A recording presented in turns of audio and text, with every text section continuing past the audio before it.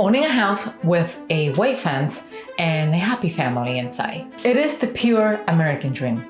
Or should I say, it was. Now, it seems like buying a house is harder than ever before. But why? What if I told you that someone was stealing your American dream? And this someone was Wall Street. Investment firms are buying hundreds of thousands of houses across the US, heating the market and driving the prices up. They may control 40% of US single-family rental homes by 2030. Today, we'll see what this means for an average American and what you should do if you want to buy a house. I went on Reddit to check if Americans still believed in the American dream. Look what I found. It's just that, a dream. A mere memory of some far-off time where things were different. The American dream used to be real and achievable. Owning your home, living in a safe neighborhood with your family, one of the spouses working 40 hours, and the other staying at home. I hate that it seems as if corporations run and control the American dream. But why are corporations even involved in all of this? The answer is obvious. Because of the money. One of the biggest trends in the US housing market right now is Wall Street firms buying up as many family homes as they can. These are not just individual investors looking for a side income. These big corporations have billions of dollars to spend and sophisticated strategies to earn even more. So there's about 25 to 35% of the houses in this neighborhood are owned by Wall Street landlords. Corporations use technology, data, and low-cost financing to buy and manage thousands of homes across the country. But why are they doing this? There are plenty of other real estate types of investments, office buildings, hotels, and shopping malls.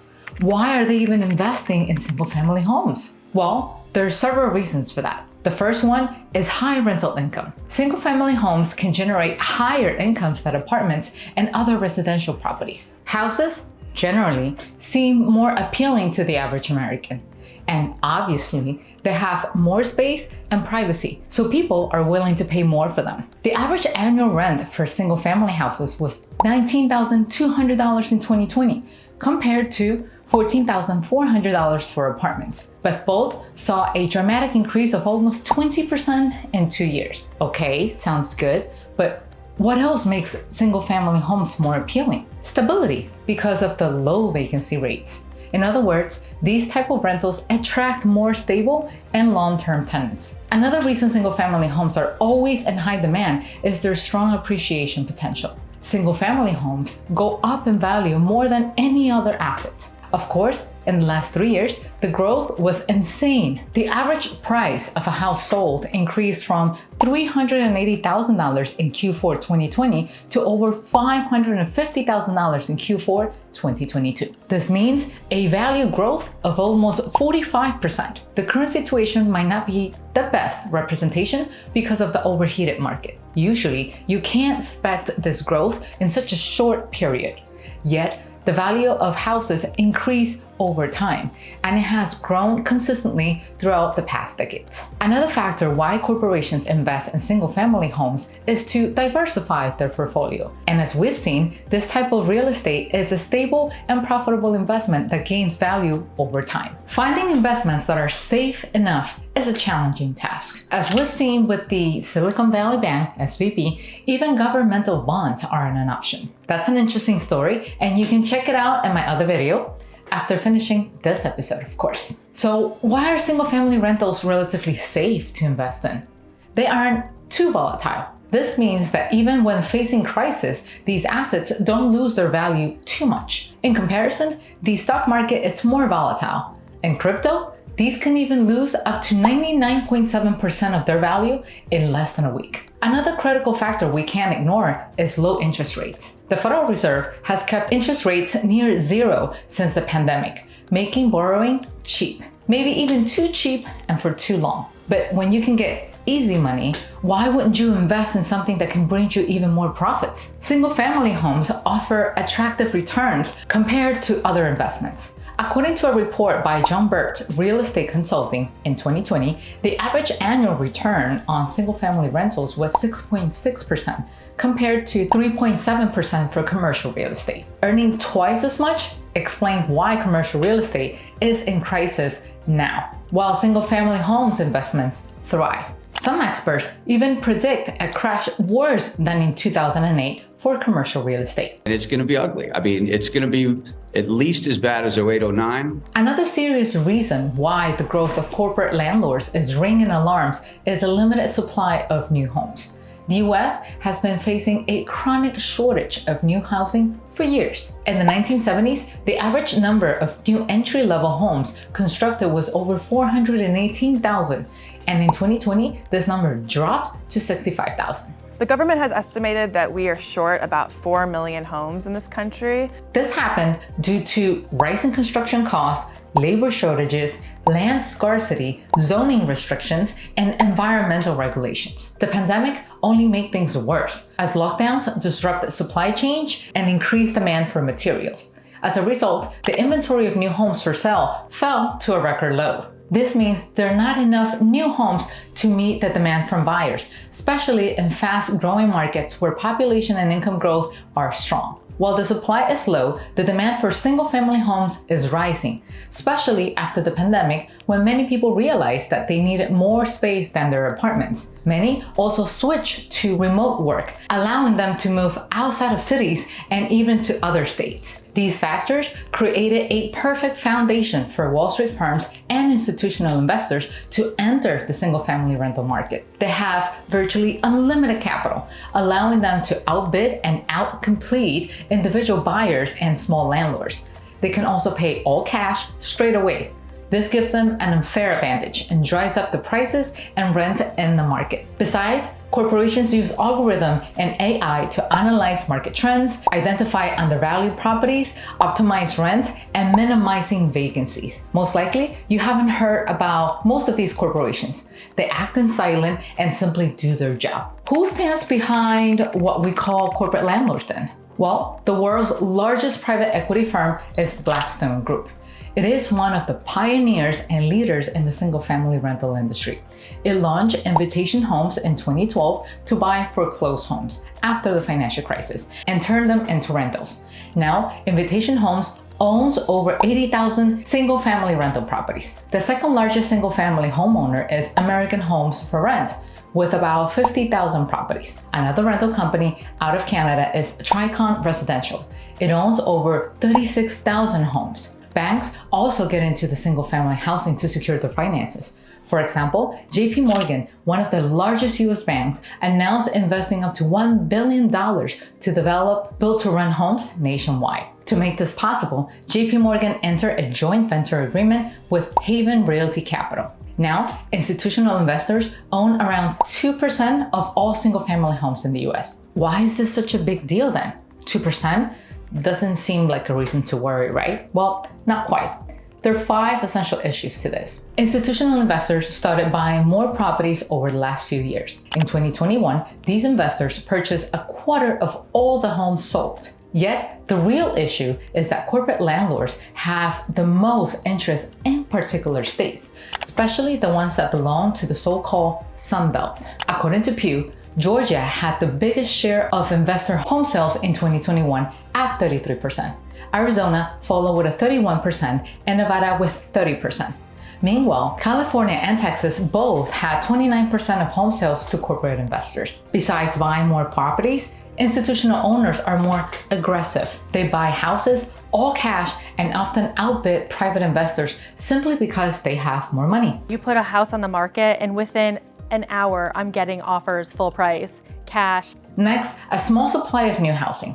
We see that Americans who want to get their first home have fewer and fewer opportunities, even if they have the available finances. The final factor that raises concern about corporate landlords' growth is the monopoly of rental prices. The more properties institutional investors own, the more influence they have on the rent prices. What is the real impact of Wall Street firms and institutional investors on the single-family home market? The truth is, it's hard to measure the direct influence of corporations buying homes. So it is a controversial topic. The majority is against the corporate ownership tendency, and no wonder why. We're already seeing some serious issues that can worsen over time because it is a mechanism that is hard to stop. Institutional home buyers contribute to the crazy housing prices we've seen over the last few years.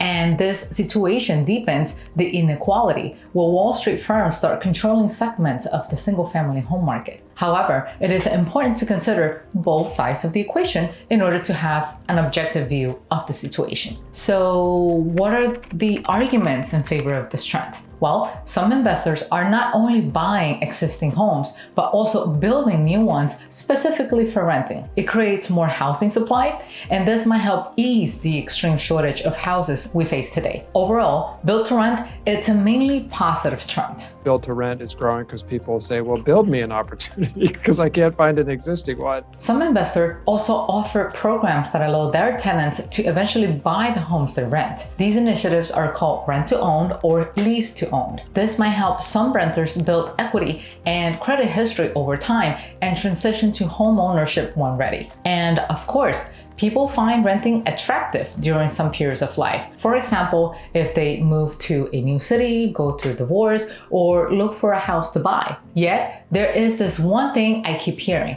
Everyone seems to believe that millennials don't want to own a home. Millennials prefer to rent property. They don't necessarily desire to own a home. Why do you think millennials would prefer to rent? They're choosing to rent. But are they really choosing to rent? If we look at the available data, it looks like millennials rent out of necessity rather than their own will. Don't get me wrong, I'm sure some Americans don't want to own anything. Yet, look at these numbers. 61% of renters in the US can't afford to buy a home in their city. Now, it gets even more interesting. According to the Cato Institute's 2022 survey, 73% of Americans think that average people in their communities can't afford to buy homes. 69% of US residents worry that their kids or grandkids won't be able to afford a home. And if you still have doubts, check this out. 86% of Americans prefer owning rather than renting a home. I am an older millennial who does not own, and that's not because I don't want to. Often, millennials can't afford a home because of student loan debt and salaries that don't match rent and mortgage prices. Most millennials spend over 30% of their income on rent. Spending almost a third of their salaries on accommodation makes them rent burden, according to the Department of Housing and Urban Development, HUD. Rent or cost burden supposes that families who spend over 30% of their income on housing may have difficulties affording necessities such as food, clothing, transportation, and medical care. At the same time, almost 11 million renters spend over half of their income on housing. But we should also understand that buying is even more expensive than renting. At least for now. On average, owning a home costs almost $1,200 more per month than renting. This is the widest gap in more than 15 years. The evidence between buying and renting prices is so big. Between 2019 and 2022, rents grew an average of 6.3% yearly, while median home sale prices grew 17.4%. That's why many people claim that now isn't a good time to buy a house. Others say that rent will always be nothing more than an expense. But of course, each case is different. The decision to get your own place might be challenging. When should you opt to buy a house instead of renting it? Many people decide on whether to buy a house based on price. But what you should do first is consider your monthly payment. This includes your principal and interest payments, insurance, and property taxes. If after this calculation, you get a monthly payment that is less than 30% of your income, buying a house might be a good idea for you. This is especially true if you consider living in that home for 10 years or more. If you hold your real estate for a short period of time, you won't see the real value increase. You can only notice a significant housing appreciation over time, in 10, 20, or 30 years. If you only expect to be in a market for perhaps 5 years, it might be better to rent. We can talk as much as we want about renting versus buying, But the answer seems pretty clear for Americans. According to Bankrate's 2022 research, 74% of Americans consider homeownership the most important indicator of property. They place a house before retirement, a successful career, car ownership, children, and a college degree. What do you think? Is homeownership still an American dream? Let me know in the comments and see you in the next video. Bye-bye.